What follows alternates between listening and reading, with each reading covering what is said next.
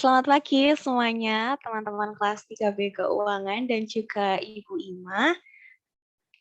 Nah, pagi hari ini tentunya masih semangat ya. Kita akan presentasi bab terakhir sekali dari modul kita, yaitu tentang risiko dan manajemen risiko. Sebelumnya, perkenalkan, kami dari kelompok 6. Yang pertama ada Calvin Aryo Saputra, ada saya, Irina Friska Panganti, dan ada Sabita Tajmaram Alwanasir, dan juga Sharon Gabriela Naibaho. Next.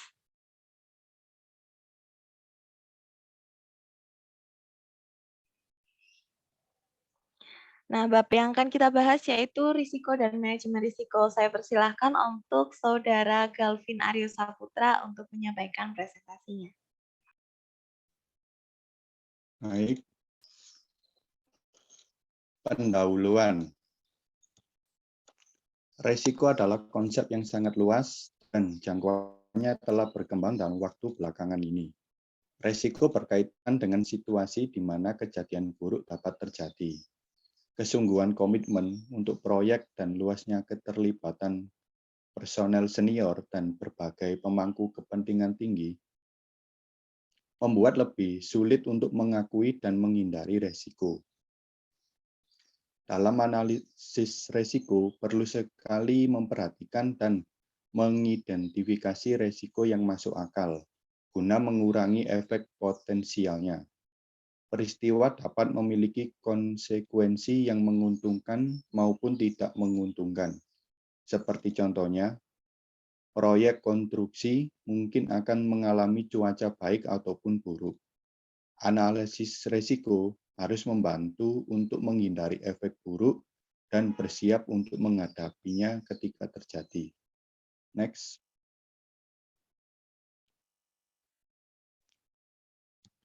Definisi.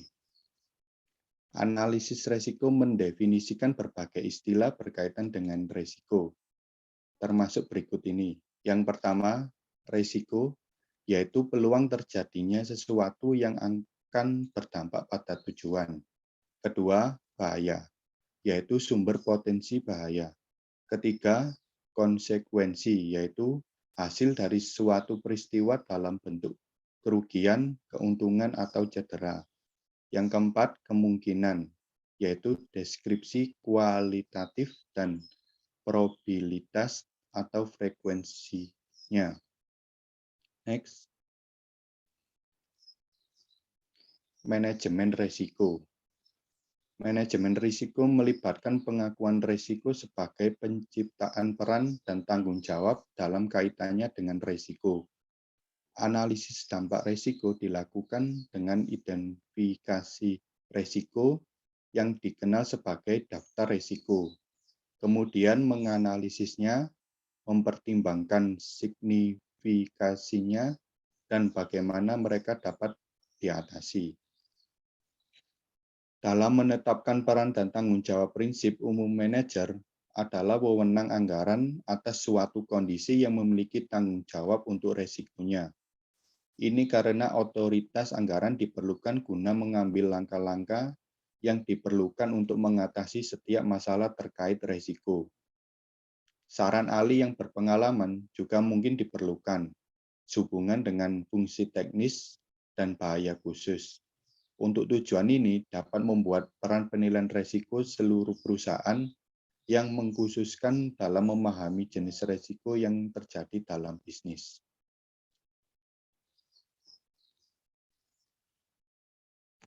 Next. Oke, selanjutnya yaitu pendekatan legislatif. Nah, ketika kita berbicara legislatif, ini pastinya terkait dengan undang-undang. Nah, apa pendekatan legislatif ini? Pendekatan legislatif merupakan pendekatan hukum terhadap standar dalam pemenuhan kelayakan sebuah proyek. Nah, dalam sebuah proyek itu tentunya ada risiko yang dapat diprediksi penyebabnya dan efeknya, sehingga bisa diminimalisir. Segala perawatan dan poin-poin kelayakan ini harus dipatuhi agar risiko itu dapat dihindari. Jika terjadi kejadian yang menyebabkan sebuah risiko, maka dapat dituntut. Jadi pendekatan legislatif ini menekankan terhadap undang-undang. Jadi undang-undang ini yang mengatur tentang bagaimana penyebab risiko itu sehingga dapat diminimalisir. Jika penyebab risiko itu tidak dilakukan dengan baik, jika ada kejadian, maka perusahaan atau tempat tersebut dapat dituntut oleh korban. Contohnya di sini ada Peraturan Menteri BUMN per 01/MBU/2011 tanggal 1 Agustus 2011. Peraturan ini tentang penerapan tata kelola perusahaan yang baik atau good corporate governance pada badan usaha milik negara. Next. Jenis-jenis resiko ada beberapa. Yang pertama yaitu sovereign risk. Risiko ini adalah risiko negara, yaitu risiko yang terkait dengan kejadian tingkat tinggi di luar kendali organisasi. Contohnya, pemerintah mengubah hukum, peraturan perundang-undangan, atau tingkat subsidi setelah Anda berinvestasi.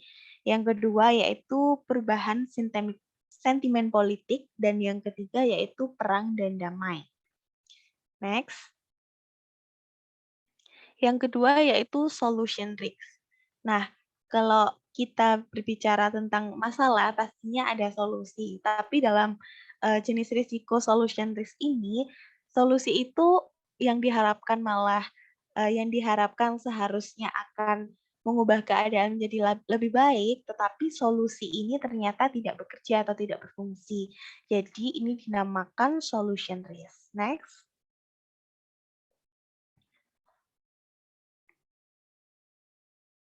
Yang ketiga yaitu technical development risk.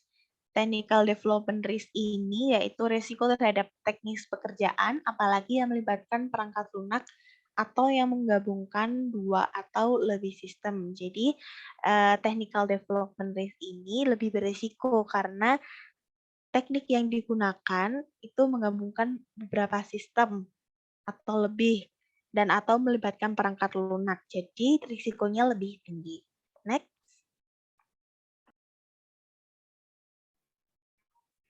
Selanjutnya yaitu performance risk kinerja.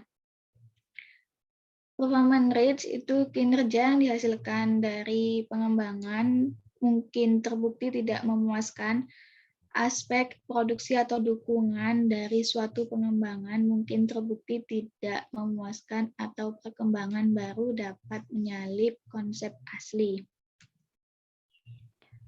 Oke, terima kasih untuk Kak Awana. Sebelum kita melanjutkan presentasi, ini masih pagi kan ya, saya mau teman-teman semua untuk menunjukkan bahwa teman-teman ini lagi melihat live YouTube kita dan menyaksikan presentasi kita, tolong dong teman-teman untuk mengirim emoticon atau emoji yang sedang menggambarkan perasaan teman-teman di pagi ini. Ini masih pagi ya, seharusnya kita semua lagi semangat dan senang nih.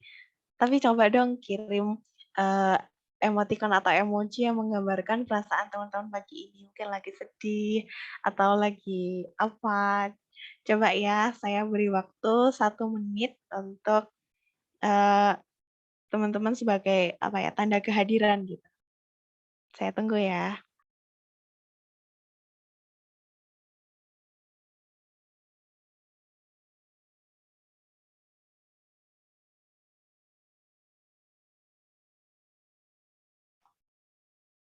Ya, saya lanjut ya. Selanjutnya ada commercial and financial risk. Penjualan mungkin tidak terwujud, lebih sedikit pembeli atau pengguna dapat muncul daripada perkiraan. Margin laba kemudian akan terkikis oleh kurangnya penjualan. Persaingan adalah faktor lain itu dapat menekan penjualan. Biaya mungkin lebih tinggi dari perkiraan yang mengarah ke laba yang terkikis batas. Dana modal yang diantisipasi mungkin tidak tersedia.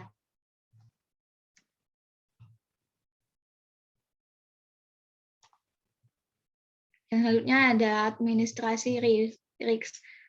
Penjualan mungkin tidak terwujud, lebih sedikit pembeli atau pengguna yang dapat muncul daripada perkiraan.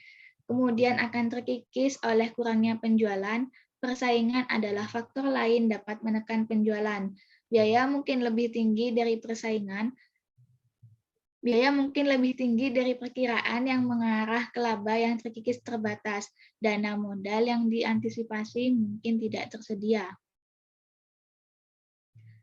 Yang ketujuh ada safe and environmental. Keselamatan ini dampak lingkungan sering menjadi faktor risiko.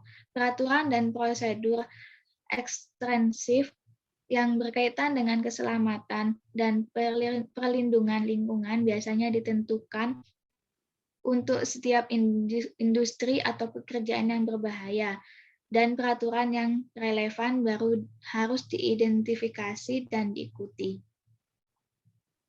Kemudian ke-8 ada superreach. Pemasok mungkin gagal mengirim atau mungkin menunda pengiriman, mungkin ada perubahan harga atau tingkat dukungan.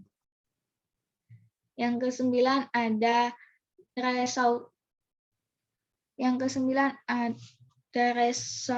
resource fasilitas fisik atau sumber daya manusia dalam desain, pengembangan, akuisisi, produksi, operasi, atau penjualan mungkin gagal untuk direalisasikan. Oke, selanjutnya di sini saya akan membahas itu bahaya risiko. Sebelumnya kita harus tahu mengapa risiko itu berbahaya. Jadi setiap profesi pasti memiliki risiko dalam pekerjaannya, khususnya bagi pekerja industri yang memiliki risiko yang cukup tinggi, dikarenakan itu mereka berhubungan langsung dengan seperti bahan-bahan kimia dan peralatan berat. Jadi pemicu terjadinya kecelakaan kerja itu dibagi 3 dengan presentasi masing-masing, yakni kecelakaan akibat jenis pekerjaan, kondisi lapangan kerja, dan kecelakaan luar kuasa manusia.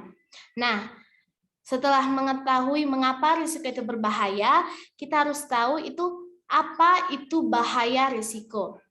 Bahaya adalah sifat dari proses yang dapat merugikan individu, sedangkan risiko adalah kemungkinan bahwa itu akan terjadi bersama dengan seberapa parah akibat yang akan diterima. Nah, di sini ada ilustrasi singkat tentang bahaya dan risiko. Ada ikan hiu itu di laut, itu merupakan bahaya dan akan berubah menjadi risiko jika ada seperti pada gambar seseorang, kita misalkan itu adalah seorang peselancar yang bermain di pantai atau di laut tersebut. Nah, dengan ilustrasi tersebut harapannya dapat membantu dan memberi titik terang tentang pengertian bahaya dan risiko, serta kita dapat membedakan antara bahaya dan risiko. Next.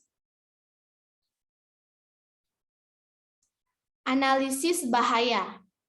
Analisis bahaya terdiri dari beberapa. Yang pertama yaitu hazard and operability analysis. Ini merupakan pemeriksaan terstruktur dan sistematis dari proses atau operasi yang direncanakan atau ada yang kompleks untuk mengidentifikasi dan mengevaluasi masalah yang mungkin merupakan risiko bagi personel atau peralatan. Nah, tujuan ASEP itu digunakan untuk mengidentifikasi potensi yang mungkin berbahaya dalam suatu sistem dan mengidentifikasi masalah yang pengoperasiannya yang cenderung mengarah pada produk yang tidak sesuai. Yang kedua yaitu failure mode and effect analysis. Ini merupakan suatu analisis yang dilakukan untuk bisa menemukan efek atau dampak yang kemungkinan akan membuat kesalahan pada suatu produk ataupun pada proses produksi. Tujuannya itu sebagai tindakan antisipasi atas berbagai kemungkinan timbulnya kegagalan. Next. Selanjutnya ada reliability center maintenance. Ini merupakan suatu metode untuk mengembangkan, memilih, dan membuat alternatif strategi perawatan yang didasarkan pada kriteria operasional, ekonomi, dan keamanan. Tujuannya ini yaitu untuk mempertahankan fungsi dari salah satu sistem dengan upaya pemeliharaan yang dilakukan untuk menjaga agar suatu sistem tersebut berfungsi dengan baik. Yang berikutnya ada risk-based inspection, merupakan suatu metode analisa inspeksi yang menjadikan risiko sebagai dasarannya. Next.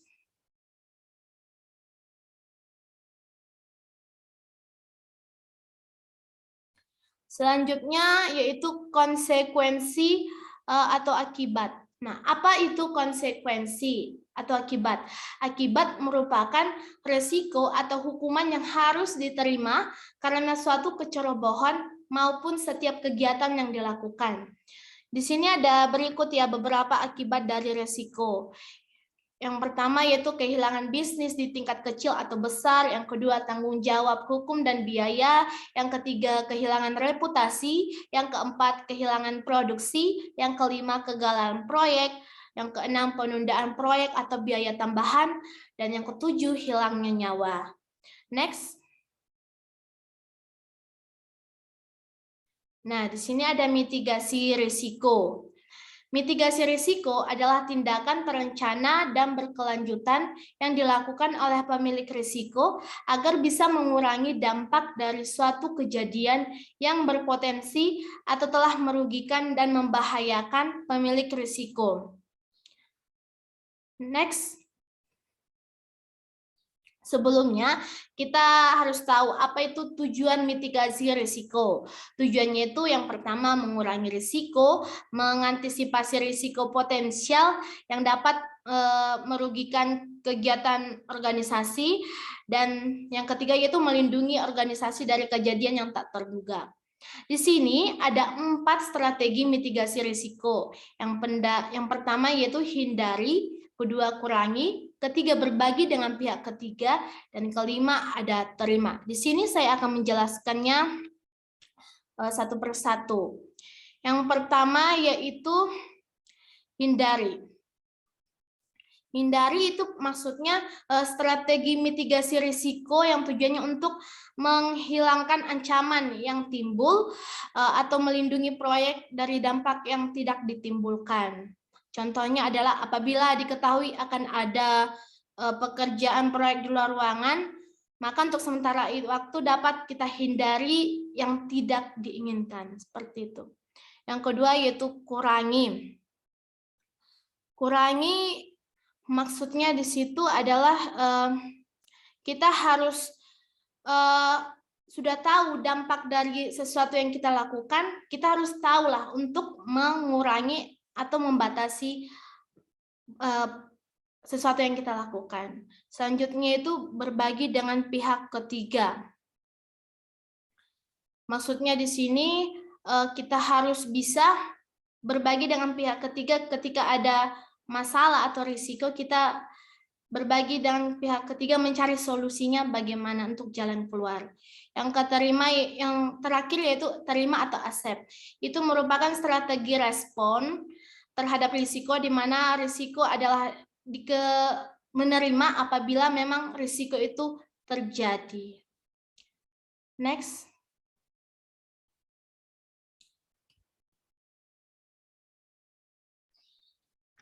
Oke, terima kasih untuk presentasi yang telah disampaikan oleh kelompok 6. Saya juga terima kasih kepada teman-teman semua yang telah menyaksikan presentasi kami dan ikut berpartisipasi dengan cara mengirim emoticon di tengah presentasi tadi ya. Nah, boleh di next untuk slide-nya. Oke, untuk absennya, karena ini absen kita yang terakhir ya, maksud saya presentasi kita yang terakhir dari modul ini, maka teman-teman minta tolong untuk tirukan ekspresi emoji sesuai dengan absen masing-masing. Nah, coba saya jelaskan bentar ya. Untuk absen 1 sampai dengan absen 10, emojinya ini kelihatan ya kan, senyumnya lebar, giginya kelihatan, matanya ditutup dikit gitu. Jadi teman-teman absen 1 sampai 10, saya minta tolong untuk menirukan emoji ini. Jadi nirukan emojinya itu harus all out ya, harus semaksimal mungkin biar, apa ya, biar mirip gitu sama contohnya. Nah, untuk absen 11 sampai 20 ini emoji yang terkejut ya. Jadi harus, tangannya ditaruh di sini, tangannya ditaruh di sini, terus nanti matanya terkejut, ekspresi mata terkejut itu dibuka lebar gitu kan ya, terus sama mulutnya agak terbuka gitu. Yang absen 21 sampai 29 ini emojinya yaitu emoji marah. Jadi mulutnya itu cemberut, cemberut gimana ya, kayak diteguk ke bawah gitu. Terus, alisnya ini dikenyitkan ke sini, ke arah hidung gini ya, ke bawah gitu. Sambil kayak, gimana sih ekspresinya teman-teman kalau lagi marah gitu, coba ditirukan ya. Nah, eee, teman-teman, ini fotonya dikirim dengan caption nomor absen, underscore nama, underscore kalimat singkat tentang kesan belajar manajemen aset selama 1 semester. Coba saya beri contoh ya. Contohnya saya ini, 15 underscore Irina Friska Panganti underscore saya sangat senang belajar manajemen aset, apalagi ketika kita belajar tentang CPM. Wah, itu bikin bulat-bulat sama garis-garis itu sangat sangat berkesan ya, asik gitu. Nah, contohnya seperti itu. Nah, absennya ini bisa dimulai dari sekarang dengan durasi waktu 10 menit, gitu ya. Jangan lupa ini ekspresinya yang all out. Kalau senyum lebar ya senyum gitu, giginya diperlihatkan sambil matanya merem. Oke. Sudah paham ya? Kalau sudah paham, mungkin sekian presentasi dari kelompok 6. Semoga ini sangat berkesan. Terima kasih untuk Bu Ima dan teman-teman. Kami akhiri presentasi kami. Wassalamualaikum warahmatullahi wabarakatuh.